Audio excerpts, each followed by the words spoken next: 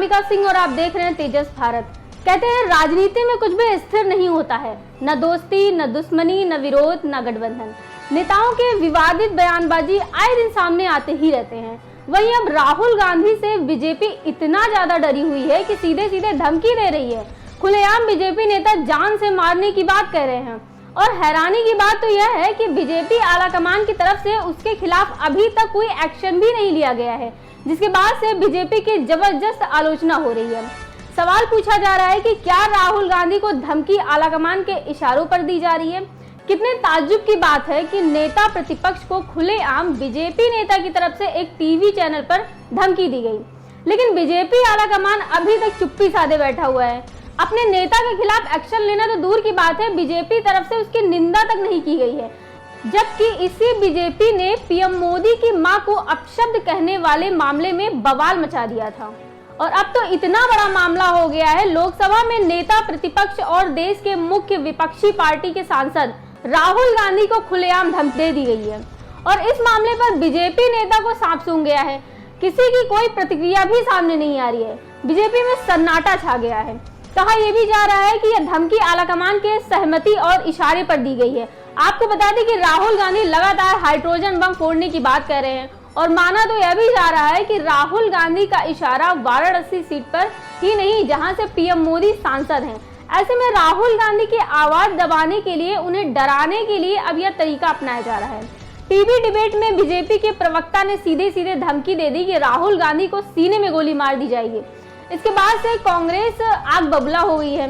वहीं इसको लेकर कांग्रेस की फायर ब्रांड प्रवक्ता सुप्रिया सुनेत का गुस्सा फूटा है। उन्होंने क्या कुछ कहा है, पहले आप वीडियो देखिए। मैं राहुल गांधी की सुरक्षा को लेकर चिंतित हूं, असल में बहुत चिंतित हूं। क्या मुझे लगता है कि उनकी जिंदगी को खतरा है? हाँ, बिल्कुल लगता है। और इस आशंका पर बार बार मोहर लगाने का काम संघी भाजपाई कर रहे हैं। जिस आसानी से खुलेआम बीजेपी के एक प्रवक्ता ने टीवी पर कहा कि राहुल गांधी के सीने पर गोली मार दी जाएगी, क्या वो सुनकर चुप रहा जा सकता है? सवाल इस बात का है। सवाल इस बात का है कि ये पहला भाजपाई नहीं है जो इस तरह की बात कह रहा है। इससे पहले इन्हीं सिरफिरों में से एक ने उनकी जुबान काटने की, किसी ने उनका सिर काटने की परिणाम घोषित किया था, किसी ने इंदिरा जी की कायराना हत्या का भी हवाला दिया था। तो ये बार बार भाजपाई इस तरह की बात करते हैं और इनमें से एक के खिलाफ भी बीजेपी कोई एक्शन नहीं लेती है। उल्टे ऐसे नफरती दरिंदों की पदोन्नति होती है पार्टी के अंदर। मुझे चिंता इसलिए है क्योंकि इन्हीं संघियों का ऐसा ही खूनी इतिहास है। इन्हीं की विचारधारा से प्रभावित होकर नाथूराम गोडसे ने गांधी को मारा था। मुझे चिंता इसलिए है क्योंकि ये कायर हिंसक है। ये सच के सामने टिक नहीं पाते हैं और टिक सकते भी नहीं हैं। मुझे चिंता इसलिए है क्योंकि जिन सुरक्षा एजेंसियों पर उनकी सुरक्षा की जिम्मेदारी है, वो उनकी सुरक्षा से संबंधित चिट्ठियां जो लिखी जा रही हैं वो बेधड़क लीक कर रहे हैं। मुझे चिंता इसलिए है क्योंकि बीजेपी आईटी सेल के ट्रोल राहुल गांधी के विदेशी दौरों के फोटो और वीडियो को सोशल मीडिया पर शेयर करके उनकी सुरक्षा के लिए बड़ा खतरा बार बार पैदा करते हैं। लेकिन मुझे सबसे ज्यादा चिंता इसलिए है क्योंकि राहुल गांधी ने इन लोगों की सबसे दुखती नब्ज पकड़ ली है और वो दुखती रग है वोट चोरी। कैसे लोकतंत्र में चुनावों के साथ लगातार खिलवाड़ करके सत्ता हासिल की जा रही है और राहुल जी ये पुख्ता सबूतों के साथ देश को बता रहे हैं। दिक्कत तलब बात यह है कि उनके सबूत, उनका बताया सच आज घर घर पहुंच गया है और वोट चोर गद्दी छोड़ का नारा देश भर में गूंज रहा है। मुझे चिंता इसलिए है क्योंकि हमने अपने नेताओं को हिंसा के चलते खोया है। मुझे चिंता इसलिए है क्योंकि 14 साल के राहुल गांधी ने अपनी दादी को 32 गोलियां झेलकर इस देश की एकता के लिए शहीद होते देखा और महज 7 साल के अंदर अपने पिता के शरीर के चिथड़े उड़ते हुए देखे क्योंकि उन्होंने आतंकवाद के खिलाफ घुटना टेकने से मना कर दिया था। और इसलिए हमें चिंता है, इसलिए हमें चिंता है क्योंकि राहुल गांधी आज इस देश का भरोसा है, सच की वो आवाज है जिन्हें कोई ताकत चुप नहीं करा सकती। शोषितों के वो रहनुमा हैं जिन्होंने हक की एक लंबी लड़ाई लड़ने के लिए कमर कस ली है। गरीबों को वो गले लगाते हैं, ढांढस बंधाते हैं और इसीलिए राहुल गांधी हर किसी को अपने से लगते हैं। वो आज लोकप्रिय नहीं है, वो आज जननायक है, निडर है, अडिग है, बेखौफ है और इसी से बीजेपी को दिक्कत है। घोर असहमतियों को संवैधानिक ढांचे से सुलझाया जाना चाहिए।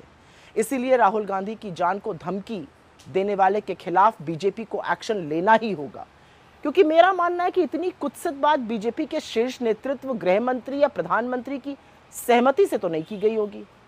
और हाँ, इस देश के मीडिया से आज सवाल है, वो मीडिया जो किसी भी ऐरे गैरे की बात पर उछल उछल कर डिबेट करता है, आज आप चुप नहीं रह सकते। आप ही लोगों के लाइव टीवी पर नेता प्रतिपक्ष पर गोली चलाने की बात की गई है, आप चुप कैसे रह सकते हैं?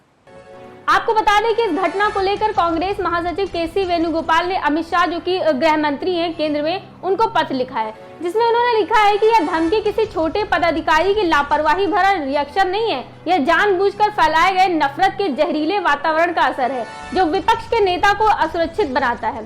अब यह आपकी जिम्मेदारी है कि आप बताएं आपकी पार्टी और सरकार किस विचारधारा के पक्ष में है। वेणुगोपाल की चिट्ठी में कुछ आरोप भी लगाए गए हैं। उसमें लिखा गया है कि क्या आप खुलेआम आपराधिक धमकी, जान से मारने की धमकियां और हिंसा की राजनीति का समर्थन करते हैं जो भारत के सार्वजनिक जीवन में जहर घोल रही है। एक नेता जिसने अपने परिवार के 2 सदस्यों को ऐसे ही खो दिया, उसकी सुरक्षा जैसे संवेदनशील मुद्दे का राजनीतिकरण करके यह सरकार आग से खेल रही है। अगर कोई एक्शन नहीं हुआ तो विपक्ष के नेता के खिलाफ हिंसा का वैध और सामान्य बनाने का लाइसेंस देना केंद्रीय गृह मंत्री के रूप में आपकी शपथ का गंभीर उल्लंघन होगा। वहीं अब कांग्रेस प्रवक्ता पवन खेरा ने भी इसको लेकर सरकार को घेरा है। उन्होंने इसे गांधी और गोडसे की सोच से मिलते हुए क्या कुछ कहा है, आप भी सुनिए। अहिंसा कायरता की आड़ नहीं होती, अहिंसा वीरता का सर्वोच्च गुण होता है। और ये गुण हमने अपने आजादी के आंदोलन में देखा, जब अहिंसा के रास्ते से हमने अंग्रेजों को हराया। और जो वैचारिक लड़ाई होती है उसके हथियार कोई गोली बारूद बंदूक नहीं होते, उसके हथियार विचार होते हैं। लेकिन जब प्रतिद्वंदी के पास विचारों के हथियार नहीं होते परास्त करने को, तो वो हिंसा का सहारा लेते हैं, जैसे कि गोडसे ने लिया। जो राइट विंग एक्सट्रीमिज्म है, चरमपंथी मानसिकता है, उसने गांधी जी को गोली मार दी।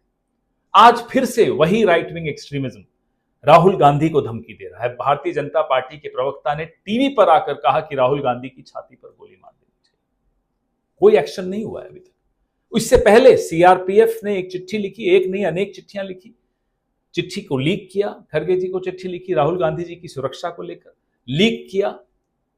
राहुल गांधी की सुरक्षा को लेकर यह राजनीति क्यों बनाई जा रही है, माहौल क्या बनाया जा रहा है, इसमें षड्यंत्र की बू आती है। और कौन रच रहा है ये षड्यंत्र? ये वही लोग हैं जो वैचारिक लड़ाई में हार रहे हैं, जिनके पास विचार को विचार से परास्त करने के हथियार नहीं हैं। ये षड्यंत्र बेनकाब होना होगा। पहले आपने गालियों का इस्तेमाल करके राहुल गांधी को चुप कराने की कोशिश की, अब गोलियों की धमकी दे रहे हो। कश्मीर से कन्याकुमारी लोग राहुल गांधी के मुद्दों से आकर्षित होकर उनसे जुड़ रहे हैं। ये आपको पच नहीं रहा, ये हजम नहीं हो रहा। आपकी चोरी रंगे हाथों पकड़ी जा रही है। ये आपको अब समझ में आ चुका है कि आपके दिन लद गए हैं। हिंसा का सहारा आप नहीं ले सकते, हम आपको नहीं लेने देंगे। ये देश देख रहा है कि षड्यंत्र कौन रच रहा है और क्या षड्यंत्र रचा जा रहा है। जय हिंद। दरअसल आज के समय में कांग्रेस नेता राहुल गांधी न सिर्फ विपक्ष के सबसे बड़े नेता हैं, बल्कि देश के बड़े नेताओं में गिने जाते हैं। राहुल गांधी की बढ़ती लोकप्रियता भाजपा की आंखों में चुभने लगी है। आलम तो ये है कि आज राहुल गांधी जो बोल देते हैं वही सच हो जाता है। वोट चोरी के मुद्दे पर राहुल गांधी ने जिस तरह से भाजपा और चुनाव आयोग को घेरा है, इससे साफ पता चलता है कि इन लोगों की मिली भगत जनता के सामने आ गई है और लोग राहुल गांधी को जननायक के रूप में देख रहे हैं। बिहार में जिस तरह से राहुल गांधी, तेजस्वी यादव और अखिलेश यादव ने वोटर अधिकार यात्रा के जरिए माहौल बनाया है, इससे साफ है कि बीजेपी की बेचैनी बढ़ चुकी है। अब बौखलाई भाजपा को विपक्ष को घेरने का मौका चाहिए था। अब आपको बता देते हैं कि आखिर पिंटू महादेवन है कौन, जिन्होंने राहुल गांधी को खुलेआम धमकी दी है। तो पिंटू महादेवन बीजेपी के प्रवक्ता हैं और बतौर बीजेपी प्रवक्ता ही उन्होंने डिबेट में हिस्सा लिया। लेकिन राहुल गांधी पर दी गई विवादित टिप्पणी की वजह से उन पर कार्रवाई करने की मांग की जा रही है। और अब इस पूरे मामले को लेकर बीजेपी तो घिरी ही हुई है, साथ ही टीवी चैनल भी निशाने पर आ गया है, क्योंकि चैनल की तरफ से भी कोई एक्शन नहीं हुआ है अभी तक। चैनल पर बैठकर खुलेआम जान से मारने की धमकी दी जा रही है और चैनल की तरफ से चुप्पी साध ली जा रही है, जिससे एक तरफ फिर गोदी मीडिया का आरोप गहरा हो गया है। वही अब कांग्रेस की तरफ से गृह मंत्रालय से एक्शन की मांग की गई है। देखना होगा गृह मंत्रालय क्या एक्शन लेता है, लेकिन इस घटना पर बीजेपी आला कमान की चुप्पी ने कई सवाल जरूर खड़े कर दिए हैं और बीजेपी को बुरी तरह से फंसा दिया है। फिलहाल आपकी इस खबर पर क्या राय है, हमें कमेंट बॉक्स में जरूर बताएं। धन्यवाद।